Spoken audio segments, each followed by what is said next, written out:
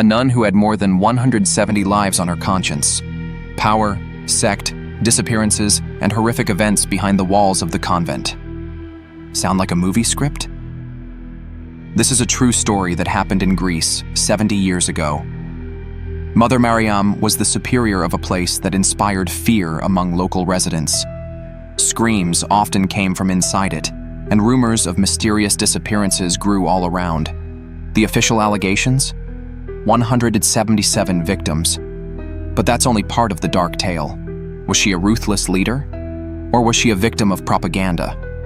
Today, the story continues to stir emotions and divide people. Listen and judge for yourself. Dark File, chilling true stories. The Spirides family, of Greek origin, immigrated to America in the late 19th century. Their son, Christos, settled in Toledo, Ohio with his wife, who was also of Greek descent. Both were American citizens by birth. When the couple learned they were expecting a child, they decided their daughter should be born in the land of their ancestors. So, in late 1930, they sailed to Athens, where Semela was born a few months later. Shortly after her birth, the family boarded a transatlantic ship once again, this time to return home with their newborn daughter. They spent nearly all their savings on the journey. Semela would not return to Greece until she reached adulthood. Family stories about the sun-drenched land of ancient gods, famous philosophers, and the heroes of Homer's epics had captivated her since childhood. So much so that, as she grew older, she became determined to see with her own eyes what her grandparents called the most beautiful place on earth. Eventually, she convinced her parents to let her go on a long-dreamed-of vacation to Greece, which, at the time, was still a kingdom. In early 1949, Semela's grandparents died in quick succession. In their will, they bequeathed most of their estate to their only granddaughter. This included their large house and a considerable sum of money, some of which the 18-year-old decided to spend on a trip to Hallada. That summer, Semela arrived in Athens. 2 months later, Mr. and Mrs. Spirides personally traveled to New York, where they anxiously awaited the arrival of a ship from Europe. But to their surprise and growing concern, it turned out their daughter was not on board. Semela hadn't returned from her Greek vacation. Maybe she had missed the cruise. Or maybe the homeland of her ancestors had captivated her so much that she decided to stay a little longer. Several possibilities came to mind, but none of them involved the idea that something terrible might have happened. At least, not yet.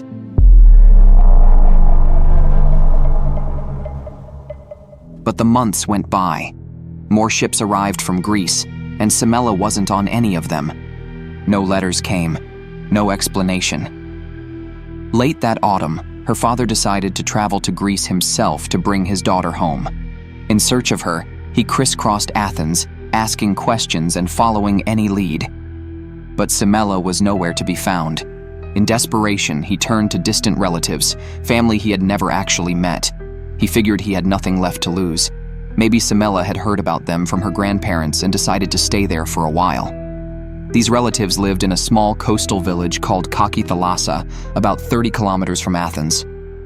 As he soon discovered, it was a surprisingly good lead, and the unusual name of this charming village, Thalassa, which translates to Bad Sea, would prove to be hauntingly appropriate. He was welcomed with open arms by the locals, who showed him hospitality and kindness. But when asked about his missing daughter, no one seemed to know anything. Still, whispers began to reach his ears, rumors that chilled his blood. People gossip everywhere, on street corners, in markets, over coffee. And when it comes to gossip, the truth often matters less than a good story. From the murmurs of the locals, Christos Spirides learned about a young woman who had recently appeared at a monastery near the village. She was said to be American, though she spoke fluent Greek. And according to the villagers, that monastery had long been shrouded in dark rumors. At night, eerie sounds echoed from behind its stone walls, screams, weeping, and the moans of women. They whispered that anyone who entered the monastery was never seen again. No one could say for certain whether the stories were true, but for Christos, one chilling detail stood out. The girl who had arrived there might have been his daughter. He went to the Greek police for help, but they dismissed his concerns. Joining a convent, they told him, was no crime, and unless he had solid proof that Semela was being held against her will, they had no grounds to intervene. With no evidence to offer, Christos had no choice but to return to Ohio. But in his heart, he knew he couldn't rest. Not until he uncovered the truth about what had happened to his daughter. After returning home, he contacted the FBI office in his state. In late 1949, 2 federal agents arrived in Greece. In cooperation with the local police, they managed to track down the American woman. Their report confirmed that she was staying at the monastery her father had pointed out.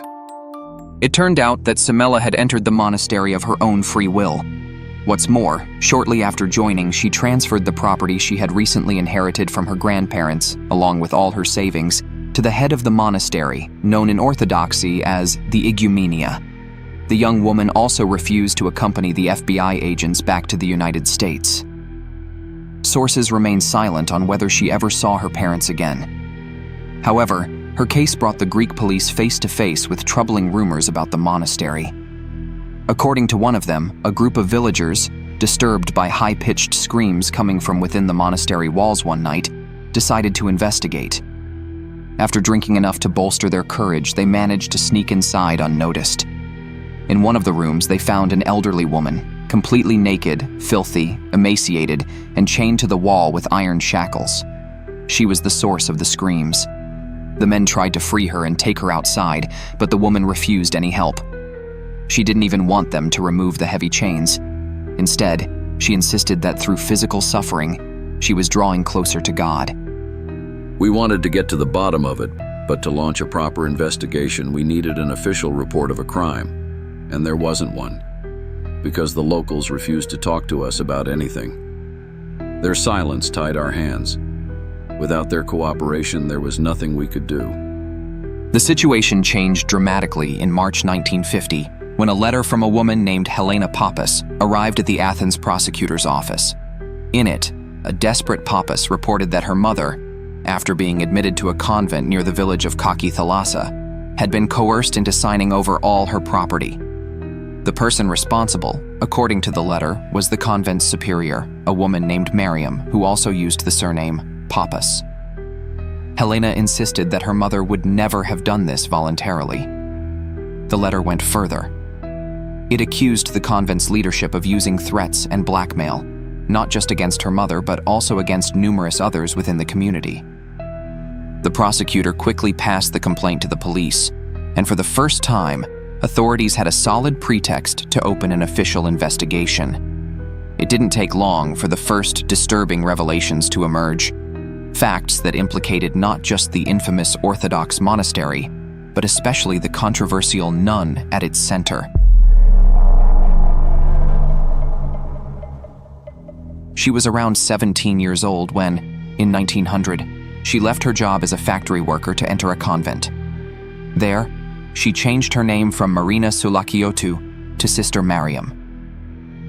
The turning point in her life came when she crossed paths with a defiant Orthodox priest known as Father Matteo. In 1923, he publicly condemned the church for adopting the so-called New Calendar, a decision that would shape both his and Sister Mariam's radical path.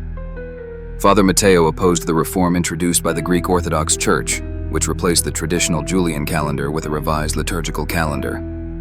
The priest decided to leave his church and establish his own sect of old calendarists. At the same time, he declared himself a bishop. One of his first followers was Sister Mariam, who also became his most important confidant. When she inherited a country house from her parents shortly afterward, she immediately handed it over to her clerical mentor. The new sect grew rapidly, attracting an increasing number of devoted followers who generously supported the old calendarists with donations. Father Matteo entrusted the management of all finances to Mariam, who, as it soon turned out, had an extraordinary talent for business. In the spring of 1925, she bought 2 houses from her former neighbors using the money she had raised, and then sold them for several times the purchase price. She used the profits to buy 7 acres of land on a pine-covered hill near the village of Kaki Thalassa, about 7 kilometers east of Karatea. Together, the teacher and his student decided that the site would be ideal for building their own monastery. They first constructed 2 buildings, one for monks and one for nuns, and later added a small chapel for communal use. They named it the Monastery of the entrance to the shrine of the Blessed Mother of God, the Healer on Pine Hill. Taking advantage of the supposed health benefits of its high-altitude location, the old calendarists began offering free tuberculosis treatment to local residents. The monastery reached the peak of its popularity just before the outbreak of World War II. They were able to purchase additional parcels of land to expand the monastery grounds. But where did the money come from? The credit largely went to Sister Mariam, or rather, Mother Mariam, as she was already known at the time. Although Father Matthew remained the official head of the monastery, true authority rested with his trusted nun. Her influence grew even further when the aging and increasingly frail Matthew, now nearing his 80s, withdrew almost entirely from monastic life. He spent most of his time confined to his modest cell, devoted to prayer. During this period, Mother Mariam took full control of the monastery's operations. Donations from the faithful were no longer enough to sustain it. To address this, she introduced a new rule. Every person admitted to the monastery, even before ordination, was required to voluntarily transfer all of their possessions to the Mother Superior. According to her, only complete poverty could bring one closer to God the Creator. And so, those who wished to receive this sacred honor willingly gave her everything they owned. One such person was the aforementioned American woman of Greek descent. When Father Matthew died in 1950, Mariam officially succeeded him and intensified her efforts to raise funds for the monastery. To that end, she dispatched monks and nuns to nearby villages and towns in search of wealthy maidens or widows willing to surrender their possessions in exchange for the promise of salvation. She also expanded her activities by establishing an orphanage for children whose parents had been killed or gone missing during the recent war. The Greek police investigation increasingly supported long-standing rumors, particularly those alleging that terrible things were happening within the convent and that the transfer of assets by future nuns was not always voluntary. Added to this were speculations, bordering on certainty, that the screams heard by villagers outside the convent walls were actually the result of torture.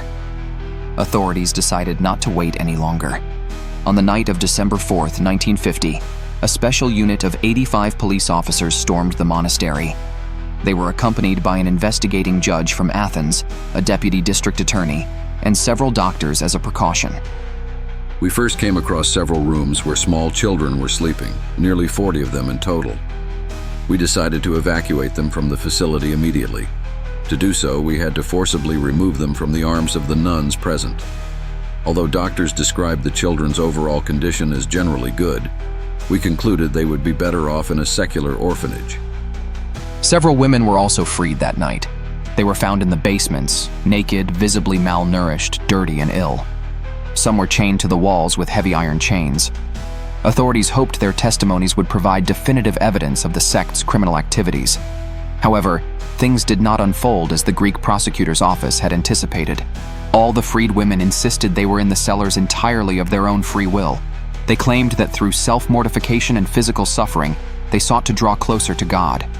They confirmed that upon entering the monastery, they had indeed transferred their possessions to Mother Mariam, but they emphasized that it was a voluntary act. Some even begged her to take everything they owned. Mariam Solakiotis was arrested and imprisoned pending trial. A few days later, the Greek Orthodox Church, which had previously turned a blind eye to the old calendarists, officially and harshly condemned the sect. Church leaders demanded that the Greek authorities impose exemplary and severe punishment on those responsible for the scandal. Public opinion followed a similar tone. The press harshly condemned the superior of the Pine Hill Monastery, accusing her of unspeakable crimes. Suddenly, all the old rumors were treated as undeniable truth. Greeks were shocked by what they read in the newspapers over the following weeks and began to demand the harshest possible punishment. In January 1951, the Old Calendarist sect, also known by some as the Matthewists, was officially outlawed by the Greek Church. From that point on, membership was strictly forbidden for all Greek Orthodox believers. During a search of the monastery's hidden corners, authorities discovered gold and jewels worth over 10 million drachmas at the time, the equivalent of around $80,000 today. They also seized more than 130 million drachmas in cash, roughly $1 million in today's money. Investigators soon learned that Mother Mariam owned more than 300 houses and farms at the time of her arrest. The prosecutor's office planned to charge the 68-year-old nun with years of property extortion, allegedly involving blackmail, threats, torture, starvation, unlawful imprisonment, and psychological abuse. Under Greek law, these charges would have been more than enough to put her behind bars for a long time. But there was one major problem. There was no evidence. The authorities realized that bringing the case to trial under those circumstances would likely end in an acquittal. So they made a decision. They had to find eyewitnesses, someone who could testify to her alleged crimes. But to get anyone to speak up, they had to offer protection. No one would testify unless they were sure the imprisoned nun couldn't retaliate. So the question became, how do you keep someone in prison when you have no evidence? The Greeks found a way. We spent a long time going through all the documents recovered from the site and finally found what we needed. It turned out the nunnery had been growing olives and selling them in Cyprus without the necessary permits required by Greek law. So we charged the nun with the illegal export of olives outside the Kingdom of Greece. That gave us the time we needed to gather real evidence of her crimes. Added to the charges was the illegal importation of various goods, including tires and textile materials. The court sentenced the nun to 2 years and 2 months of strict imprisonment for lacking the necessary permits, failing to pay official fees, and evading taxes. In short, for causing financial harm to the Kingdom of Greece. As expected, she remained behind bars, and the police pressed forward. Once again, all the monks and nuns living at the Pine Hill Monastery, nearly 400 people in total, were questioned. Most stood by their earlier testimonies, insisting that the accusations were false. But more than a dozen witnesses came forward with a very different story, offering disturbing accounts of what had allegedly happened behind the monastery's closed doors. Based on their statements, an indictment was drawn up, this time accusing the nun of 7 murders. Eyewitness testimony described the alleged killings in detail. Among the victims was the entire Bacca family, father, mother, and their 3 children, who had joined the convent after hosting the nuns in their country home. Persuaded by them, the family voluntarily donated all their property to Mother Mariam. But over time, they grew disillusioned with the harsh conditions and decided to leave. They also attempted to revoke the documents that transferred their property. As relatively wealthy farmers, their departure would have represented a major financial loss for the convent. For disobeying their Mother Superior, Mr. and Mrs. Bacca were placed in a room used as solitary confinement, where they remained for 6 months. During that time, they were given only minimal portions of food and water. Their children were sent to the monastery's orphanage. By the time the couple was released, both were gravely ill. The woman soon fell into a coma from which she never recovered, and shortly afterward, her husband also died. The next alleged victims were a married couple named Panagiotopoulo, who were reportedly pressured into surrendering their home. Not long after doing so, both died in quick succession under unclear circumstances. The exact causes of death were never determined. Another case involved a woman named Panimikalakou, who suffered from tuberculosis. When doctors failed to help her, she turned to the monastery in hopes of healing. As part of her so-called treatment, she was isolated in a separate cell, where she soon died, though not before transferring all her property to Mother Mariam. Alongside these 5 victims, described as civilians, were 2 nuns. According to witness accounts, they were outspoken and unafraid to challenge the strict rules of the convent, described by some as vulgar or rebellious. Their refusal to submit, it seems, may have sealed their fate. Sister Theodota and Sister Maria were given what was described as appropriate penance for their so-called sins. That punishment involved being beaten by the more obedient nuns, acting on direct orders from the Mother Superior herself. For this, the prosecution formally charged Mother Mariam with the murders of both women. A total of 7 confirmed victims. But when unintentional deaths caused by negligence were added, those resulting from illness, squalid living conditions, or simply old age, the numbers became staggering. Authorities counted 177 deaths in total within the monastery walls. And as the long-awaited trial of the nun, dubbed by the Greek press The worst woman of the century approached. The entire nation was on edge. Public opinion was sharply divided. Fierce clashes broke out between Mariam Sulakiotis' opponents and her loyal followers. The Greek Orthodox Church entered the fray, denouncing the old calendarist sect and branding its members as dangerous heretics. The Archbishop of Athens himself demanded a swift and severe punishment, calling for the highest possible penalty against the accused nun. His fiery rhetoric only fueled the resistance. Among the old calendarists, Sulakiotis was seen not as a criminal, but as a martyr, persecuted for her defiance of the mainstream church. Her supporters claimed the charges were fabricated, a cover to eliminate a religious leader who had dared to break away and build what they described as a more compassionate grassroots church for the poor. After news broke that the Archbishop had been kidnapped, allegedly to be exchanged for a nun said to have been seduced, and that failure to arrange such a trade would result in his execution, we had no choice but to provide around-the-clock protection at his residence for several months to ensure his safety.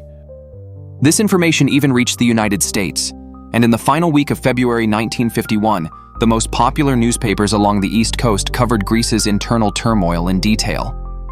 The nun's actual trial began in the summer of 1953. The prosecution was confident of a conviction, but the defense fought tooth and nail to save her. They argued that transferring property to a monastery was a common practice worldwide. When someone joins such an institution, taking a vow of poverty is expected, not imposed. But how can one be truly poor while still owning assets? That's why her name appeared on all the deeds.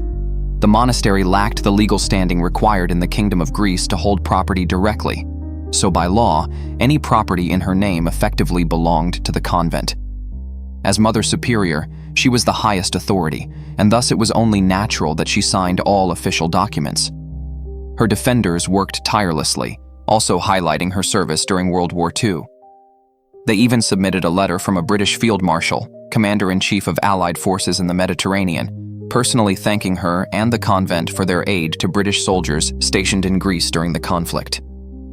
According to the defense, most of the people whose deaths were attributed to her were already very old. Many of them, they argued, had been suffering from tuberculosis, a deadly illness at the time, for which there was no effective treatment. These individuals, the defense claimed, would have died regardless of whether the accused had been near them or not. Moreover, the prosecution had failed to produce any direct evidence linking her to the actual act of killing. The woman pleaded not guilty, insisting that all the accusations were nothing more than satanic fiction. But journalists present at the trial noted that throughout the proceedings, the defendant made little effort to conceal her contempt for the Greek justice system. The court, however, did not share the view of her defenders. She was found guilty, both of committing 7 murders and of negligent manslaughter in the remaining deaths. For the murders, she received 10 years in prison. For the other deaths, an additional 4. In total, she was sentenced to 14 years behind bars, a punishment that, given her age and condition, was effectively a life sentence. Not long after the verdict, her health rapidly declined. Instead of a prison cell, she was taken straight to the prison hospital, where she spent just over a year. On November 23, 1954, she died. She was buried on the grounds of the same monastery she once ruled, with her grave placed right beside that of Father Matthew. Although the monastery continued to operate after her death, this time the Greek police made sure to keep a close watch on its activities. When a wave of mysterious disappearances of young women occurred nearby a few years later, the first place we turned our attention to was the Pine Hill Monastery. But that as it turned out, led nowhere. The old calendarists continue their missionary efforts, still separated from the main branches of world orthodoxy. Over time, memory of the events faded, and the line between truth and legend began to blur. Some facts were quietly replaced by local rumors, whispers still heard today among villagers living near the monastery. Some claim the real number of victims of the so-called evil nun far exceeded what the newspapers reported. According to certain stories, the toll may have reached over 500. It was then that journalists began referring to her as Mother Rasputin, drawing comparisons to the infamous Russian mystic and preacher. Even today, Mariam still has loyal followers in Greece, They defend her name, insisting she was an innocent victim of the Greek Orthodox Church's black propaganda, punished for rebelling as an old calendarist and paying the price for challenging the mainstream. And that narrative, of course, was stoked further by a public hungry for scandal. Who is right in this conflict? As is often the case in stories like this one, the truth may lie somewhere in between. And so ends the story of Mother Mariam, nun, mystic, or murderer. A woman revered by some, reviled by others, and still surrounded by shadows nearly a century later. Her monastery stands to this day, its walls silent witnesses to secrets that may never be uncovered. Was she a predator hiding behind a veil of piety, or a scapegoat sacrificed by a powerful institution desperate to silence dissent? Thank you for listening to this episode of Dark File. If you found this story compelling, don't forget to subscribe, leave a rating, and share it with fellow true crime enthusiasts. Until next time, stay curious, stay safe, and remember, every legend starts with a truth someone wanted to bury. Dark File, chilling true stories.